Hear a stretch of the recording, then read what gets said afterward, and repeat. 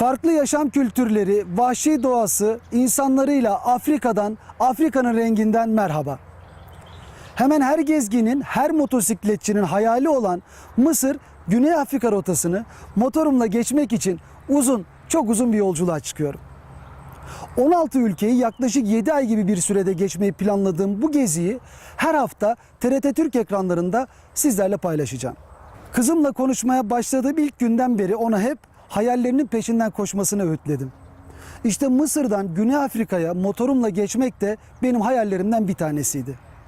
Gizemli tarihi, tapınakları, güler yüzlü insanlarıyla Afrika'nın rengi Mısır'dan başlıyor. Benim maceram sizlerin keyfi olsun.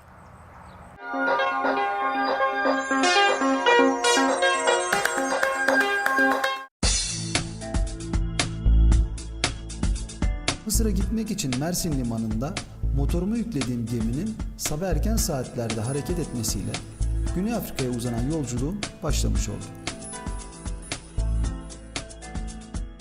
Hazırlık döneminin yorgunluğu Akdeniz'in lacivert sularındaki köpükler gibi üzerimden aktı gitti. Ticari tırları taşıyan ve yaklaşık 2 gün süren gemi yolculuğunda zaman çok da hızlı ilerlemiyor. Genellikle tır şoförlerinin oluşturduğu yolcular sohbet edip oyun oynayarak vakit geçiriyorlar.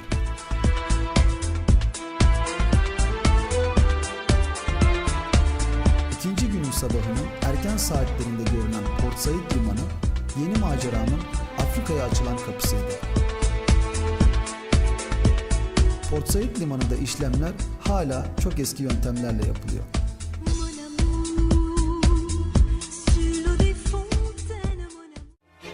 Liman geçiş işlemlerimi tamamlayıp limandan çıktıktan sonra artık başka bir kıtadaydım.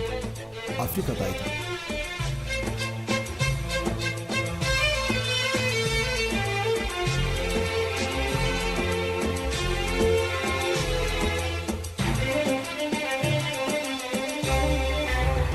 Mısır'ın başlıca liman kentlerinden Port Said'i, diğer adıyla Port Said'i tanımak hem de hayata karışmak için Port Said sokaklarında dolaşmaya başladım.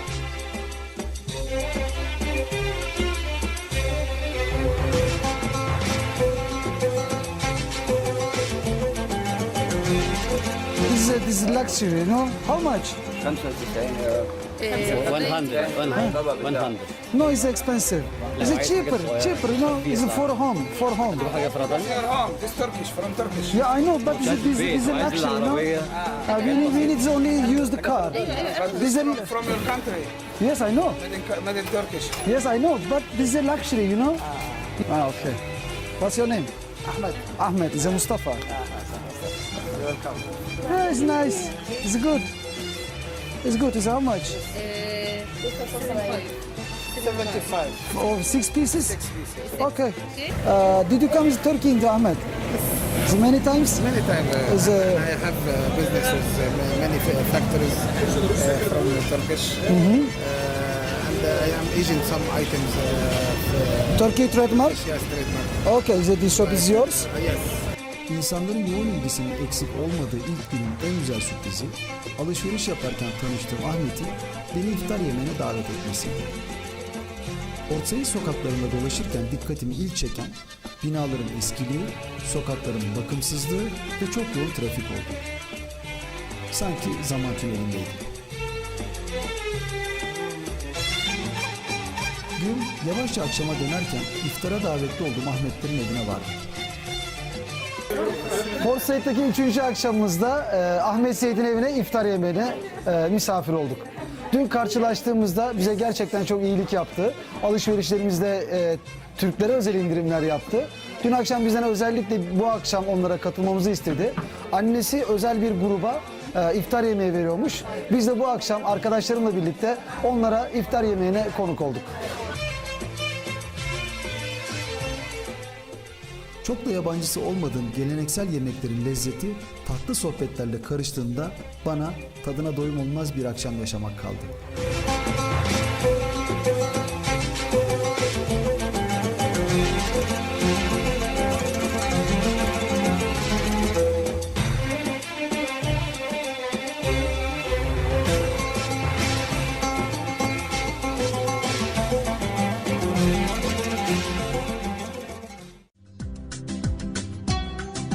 Trafik yoğunlaşmadan sabah erken saatlerde İskenderiye'ye doğru yola çıktım.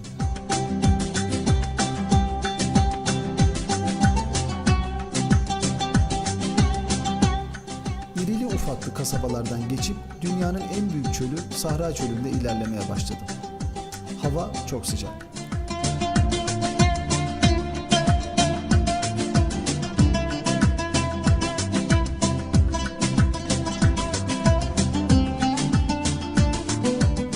Yolda bir atasözümüzde adı geçen Dimyat'tan geçtim. Türkiye'de bir söz var, herkes biliyor. Dimyat'a pirince giderken evdeki bulgurdan olmak diye. Şimdi Port Said ve İskenderiye şehirleri arasındaki küçük bir liman şehri olan Dimyat'tayız. Ve burası da Dimyat'taki pirinç tarlaları.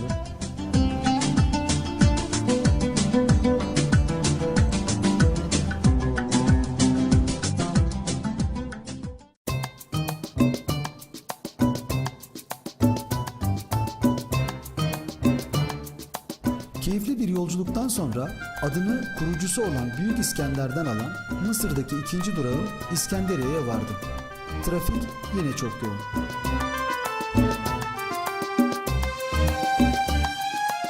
Şehrin önemli turistik alanlarından biri de İskenderiye Kütüphanesi. Bu kentin en önemli eserlerinden bir tanesi İskenderiye Kütüphanesi. Aslı 330 yılında Büyük İskender tarafından yapılan bu kütüphane bir yangında yok olmuş.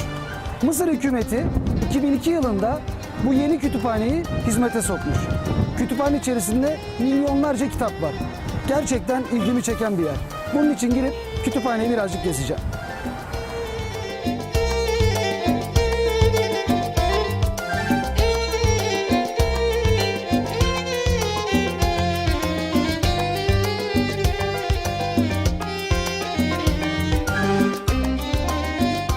Kütüphanede bulunan bütün kitaplar bir bilgisayar sistemine yüklenmiş durumda.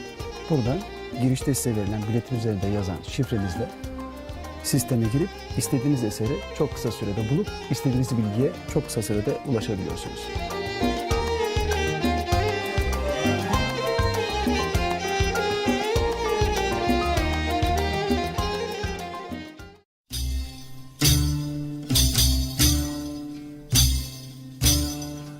Kütüphaneden sonra şehrin en iyi yerine konumlanmış olan Kayıkbey Kalesi'ne gittim.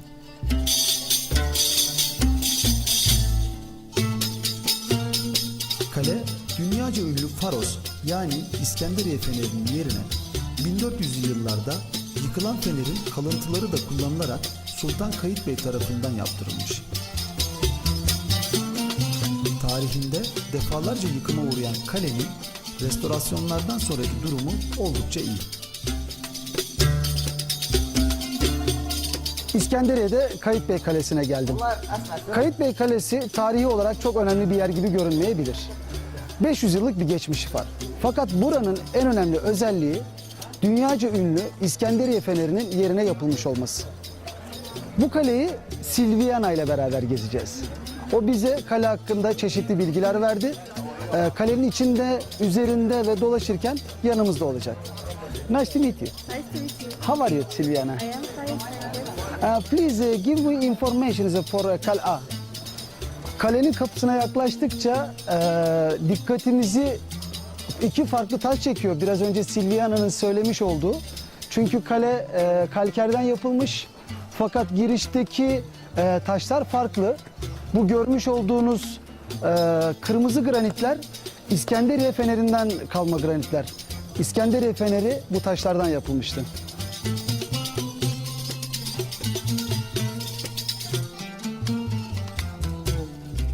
Kapıda kullanılan ahşaplar orijinal değil. Fakat üzerindeki metaller Kayıkbey döneminden kalan orijinal metaller.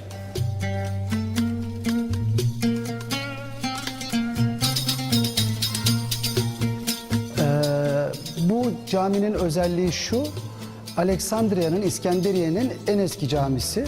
Burada 4 tane ayrı bölüm var. Çünkü bu ayrı bölümlerde 4 ana mezhebin eğitimleri yapılıyordu. Hanefi, Maliki, Hanbeli ve Şafi mezhepleri için ayrılan bölümler bu camilerdeydi.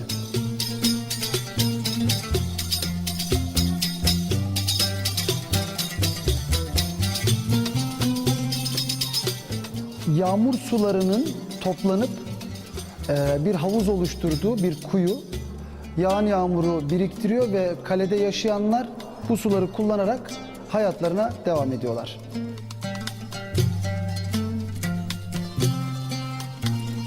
İskenderiye Feneri antik çağın 7 harikası arasında günlük kullanıma açık olan tek eser.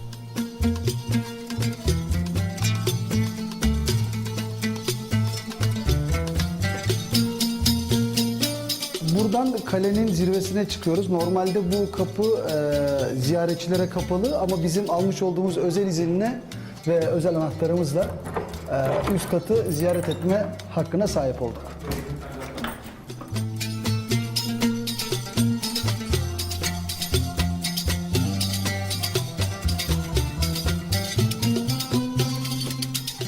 Kaleden İskenderiye manzarası görülmeye değer.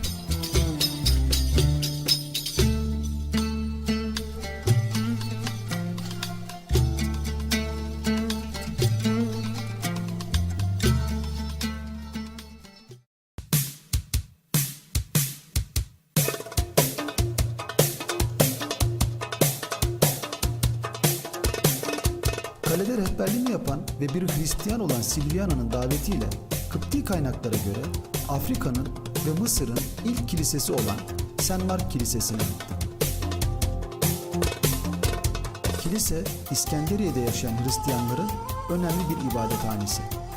Kilisenin bakımı ve sadeliği dikkat çekici.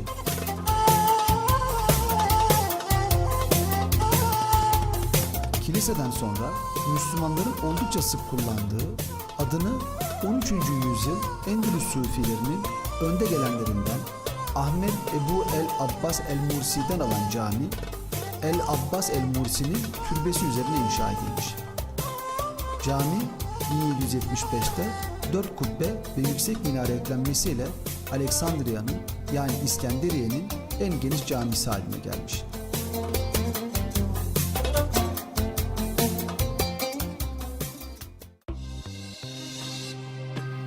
Keyifli zamanlar geçirdiğim İskenderiye'den sonra tekrar yollardayım.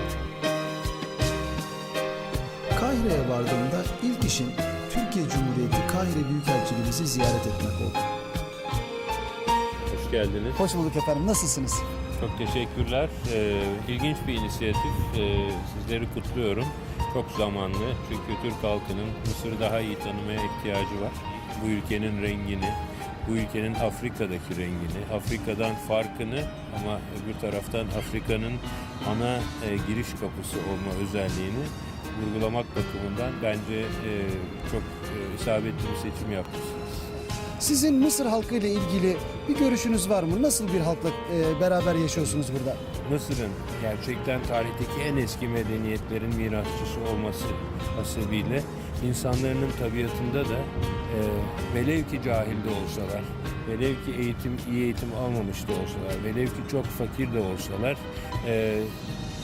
doğal bir medeniyet sezgisi görüyorum. Bazen biraz belki iklimin ve coğrafi koşulların, çöl ortamının getirdiği reflekslerle yavaş olabilirler. Ama ben bunları katiyen tembel olarak görmüyorum.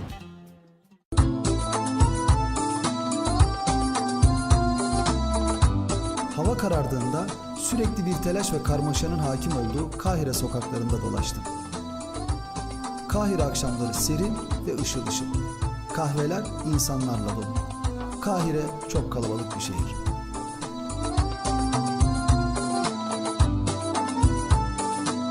Sadece Mısır özgü olan bir yemek var. Adı koşari. Koşari makarna, şehriye, yeşil mercimek ve çeşitli soslarla hazırlanan bir yemek. Birkaç tane acı ve sarımsaklı sosu var. Gerçekten çok güzel. Kafelerde tanıştığım kişilerle sohbet ederken şehir etkinlikleri hakkında da bilgiler aldım.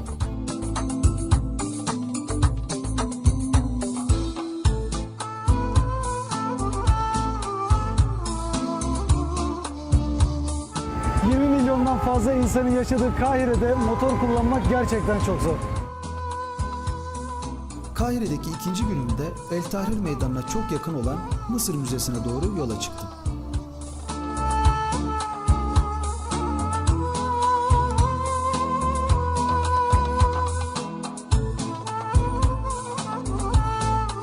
Kahire'de önemli noktalardan bir tanesi de Mısır Müzesi. Mısır Müzesi'nin içerisinde firavunların, kralların kullandığı eşyalar ve onların saklandığı lahitler var. Dönemin Mısır valisi Kavalalı Mehmet Ali Paşa'nın eski Mısır uygarlığına ait eserlerin ticaretini yasaklamasıyla kuruluşuna başlanan müze 1902 yılında hizmete açılmış. Eski Mısır uygarlığının en önemli koleksiyonlarının sergilendiği müzede 120 binden fazla tarihi eser bulunuyor. Ziyaretçilerini binlerce yıl geriye götüren Kahire Müzesi aynı zamanda dönemin ihtişamını da gözler önüne seriyor.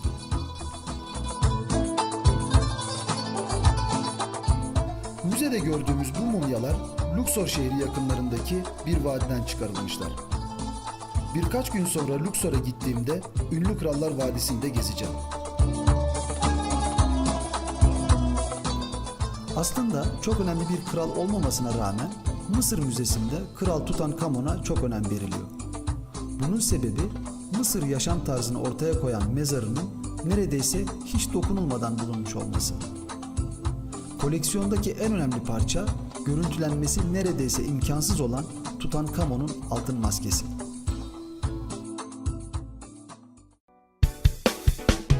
Mısır'da hemen her şehir Nil Nehri'nin iki yakasına konuşlanmış durumda.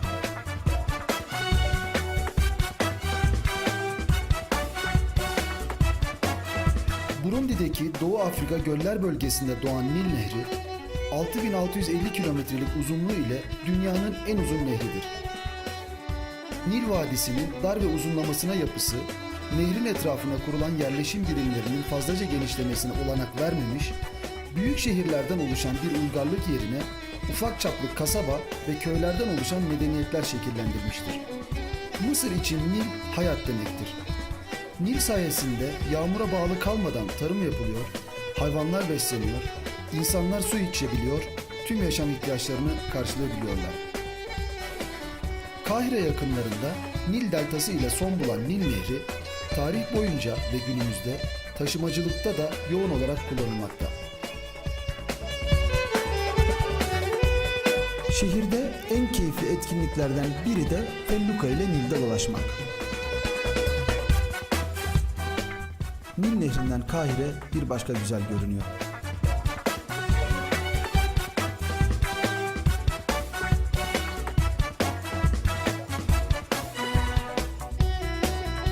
Felluka gezisinden sonra tekrar şehir sokaklarında hayata karıştım.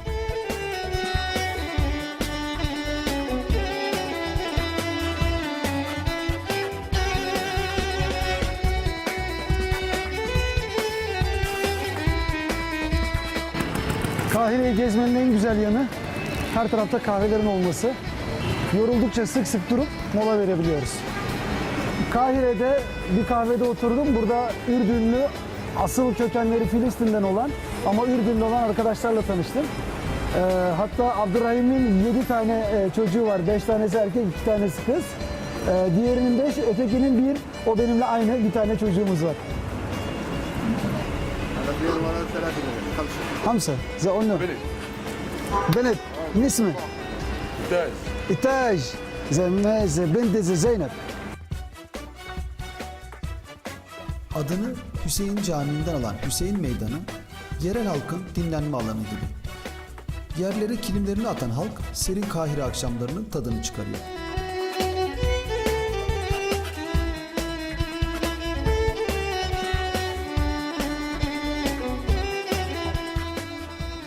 Milyondan fazla insanın yaşadığı Kahire'de cadde ve sokaklar her zaman kalabalık. Gündüz sadece araç trafiğinin yaşandığı El Tahrir Meydanı gece insanların akınına uğruyor. Ya kebap. Şatta ise la katlu ise şatta ise Adana.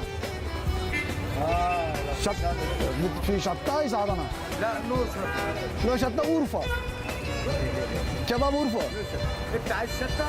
لا شطة شطة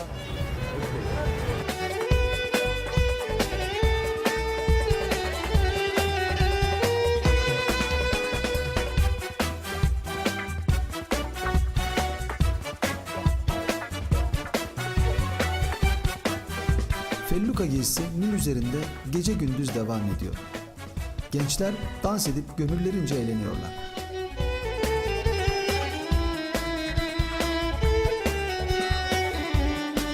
Akşam Felluka gezisinde tanıştığım Neso ve onun arkadaşlarıyla buluştum. Birlikte bir sufi gösterisine gittik.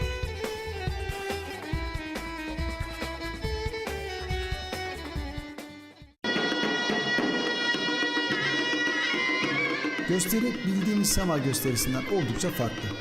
Folklorik bir havası var.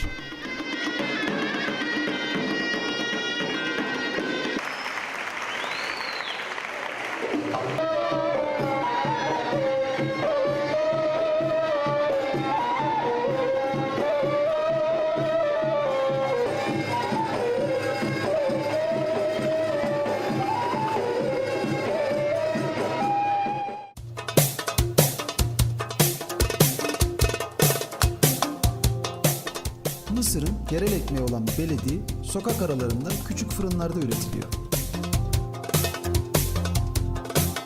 Kahvehane kültürünün çok yaygın olduğu ülkede ziyaretçilerin hemen hemen hepsi erkeklerden oluşuyor.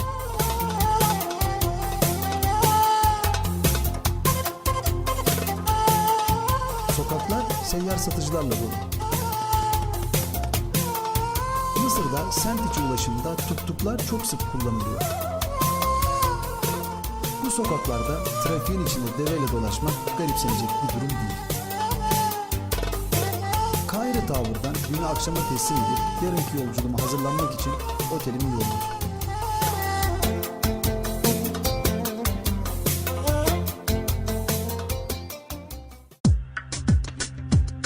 Mısır'ın sıcağından kurtulmanın en kolay yolu sabah erken yola çıkmak. Hava nispeten daha serin ve trafik yoğunluğu az. Kahire'den Asvan'a gitmek için iki yol var. Biri Nil Nehri'ni takip eden, diğeri ise çöl yolu. Ben El Fayum denilen sayfiye yerini görmek için önce Nil Nehri'ni takip ettim.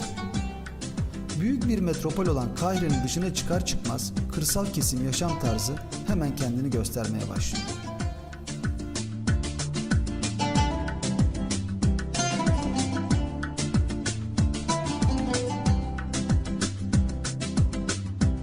El Fayum'a yaklaştığımda bir plajda kısa bir mola verdim.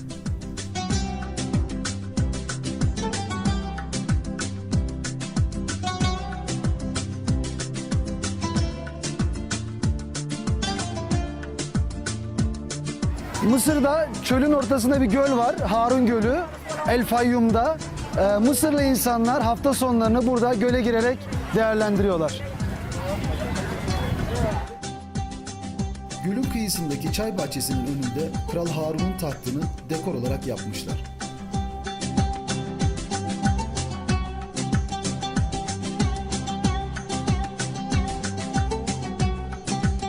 Harun Gölü'nde Kral Harun'un sahte tahtındayım.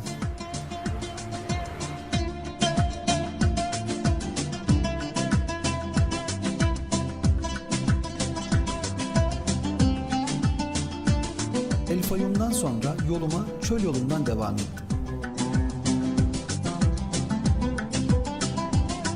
Mısır'da El Fayum, Asyut arasındayım. Daha çok kısa bir zaman önce, yaklaşık 30-40 kilometre önce Benu Suef yoluna girdiğimiz andan itibaren Nil'in bir koluna bağlanıyoruz. Ve inanılmaz bir şekilde her taraf yeşerdi. Birden bitkiler ortaya çıkmaya başladı. Nil'in gerçekten Mısır'a hayat verdiğini çok rahatlıkla gözlemleyebiliyoruz.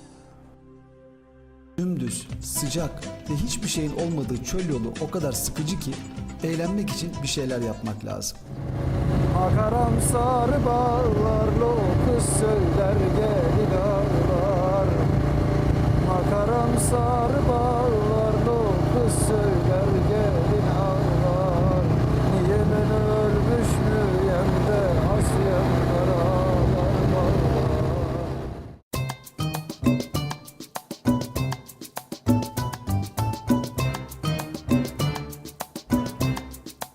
pazartesi günü Asvan'dan Sudan'a bir gemi gidiyor. Onu yakalamam lazım.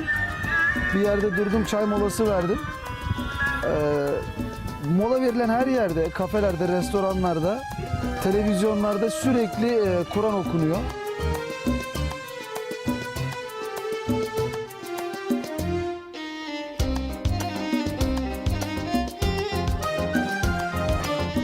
Sahra çölünün ortasında neredeyse Kahire'den Luxor'a kadar hiçbir benzinci yok.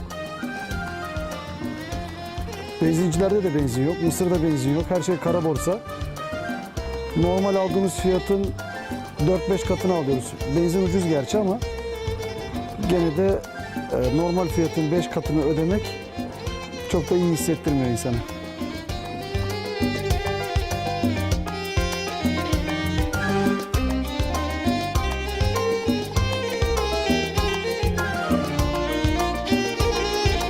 Sahra çölünden sonra yemyeşil Luxor gerçekten bana hayat verdi.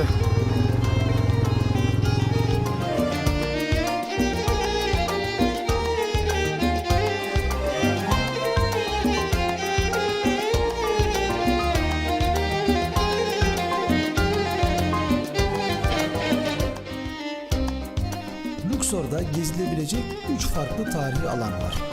Krallar Vadisi, Luxor Tapınağı ve Karnak Tapınağı.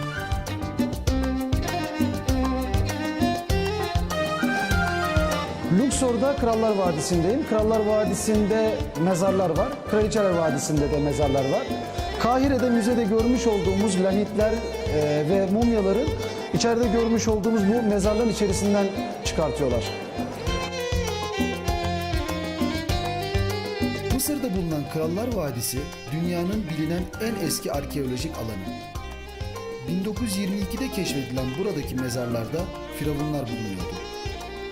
Lahitler açıldığında içerisinde zehirli gazlar bulunduğu ortaya çıktı. Bu gazlar lahitleri açanların zehirlenmesine neden oldu. İlk olarak 1. Tutmoses'in mumyasının kirleneceğini düşünerek M.Ö. 1500'lü yıllarda kendi mezarını hazırlattığı Krallar Vadisi'nde 64 adet mezar bulunuyor. Şehir ve tapınaklar güneşin doğduğu yer olan nehrin sağ kıyısına, mezarlar güneşin battığı yer olan sol kıyısında yer alır. Luxor'da Kraliçe Hatshepsut'un tapınağındayım. Bu tapınak gerçekten çok önemli. Hatshepsut, Mısır tarihi içinde çok önemli bir kraliçe. Tapınağı da diğerlerinden çok farklı. Diğer tapınaklar hep düz bir zeminde olurken bu tapınak 3 kademeden oluşuyor. Mısır antik tarihinin ilk kadın firavunu olması nedeniyle Kraliçe Hatshepsut adına yapılan tapınak özel bir anlam taşıyor. Üvey kardeşi Tutmosis ile evlenen Hatshepsut, güçlü kişiliğiyle hanedanlığı 22 yıl yönetmiş. Kraliçe dönemin ilk ticari yolunu açma girişiminde bulunmuş. Krallar Vadisi'nden sonra rotam Luxor ve Karnak tapınakları.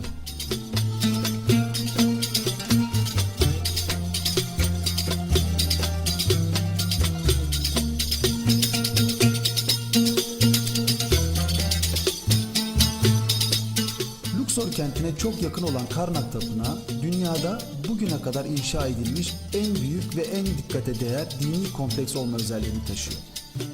Tapınak, Amon rahiplerinin cennetin en büyüğü, dünyanın en eskisi diyerek her gün ilahiler okudukları Tanrı Amon inancının merkezi olan Tep kentinde tarihi bilinmeyen çok eski bir yapı ile başlamış. Luxor'da Karnak Tapınağı'ndayım. Buranın en büyük tapınaklarından bir tanesi de Karnak Tapınağı. Bu tapınak 3 tane tanrı için yapılmış. Bunlardan ana tanrı olan, büyük tanrı olan Amon-Ra, onun karısı olan Mut ve onların çocukları olan Honso. Orta ve Yeni Krallık dönemlerinde yapılan eklemelerle eski Mısır'ın en büyük kompleksi haline gelmiş. Burada 2400-3000 yıllık tarihe dokunmak insana gerçekten farklı şeyler hissettiriyor. Tapınağın en etkileyici yeri 134 sütunlu büyük hipostil salonu.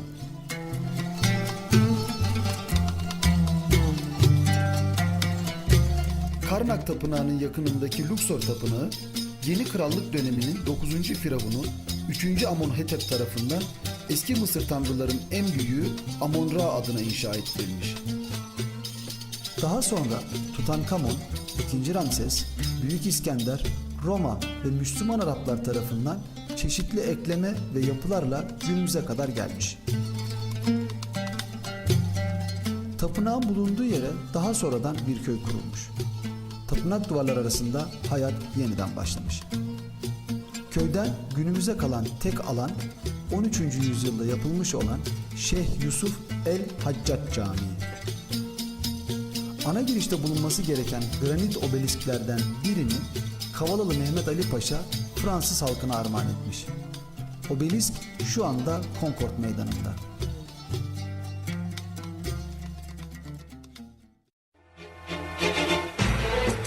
Luxor'dan ayrılıp Asvan'a doğru yola çıktı.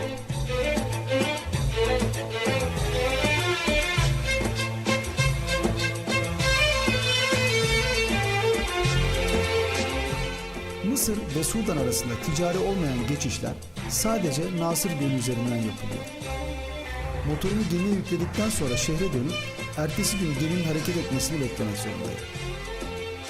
Haydan Limanı'nda motorcularla buluştum. 2 tane Belçikalı, 2 Alman ve 1 Avustralyalı var. İlk önce gemiye motorlar yükleniyor. Orada gümrük işlemlerini falan bitiriyoruz. Sonra tekrar Asman'a gidip bir gece kalıyoruz. Yarın yolcu gemisi var, ona bineceğiz. 17 saat sürüyor. 17-18 saat civarında Vadi Halfa'ya ulaşmak gemiyle. Bakalım ne olacak? Bu yolculuk gayet güzel geçeceğe benziyor. Buradaki arkadaşlarımın hepsi de motorcu. Hepsi benimle beraber Güney Afrika'ya gidiyorlar ama hepimizin rotaları değişik. Gemi yolculuğu pek konforlu değil. Yolcu sayısı oldukça fazla. Ben motorumu yüklemeye çalışırken geminin güvertesi dahi her yeri dolmuş durumda. Bırakın yatmayı, oturmaya bile yer bulmak çok zor.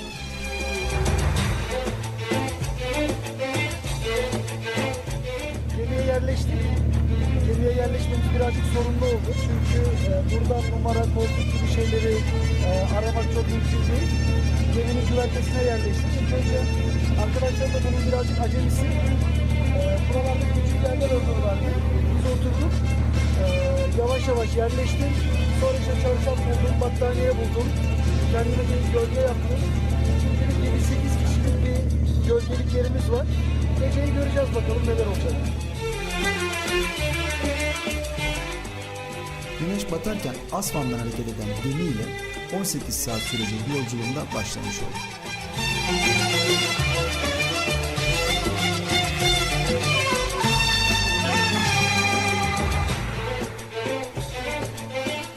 Afrika'nın en kalabalık ülkelerinden biri olan Mısır'da dünyanın en büyük çölü Sahra Çölü'nü geçtim. Dünyanın en uzun nehri Nil Nehri'ni takip ettim. Zaman zaman insanların hayatlarına dahil oldum. Tarihin içerisinde dolaştım. Mısır gezim Asvan'da bitti. Afrika'nın rengi Sudan'dan devam edecek.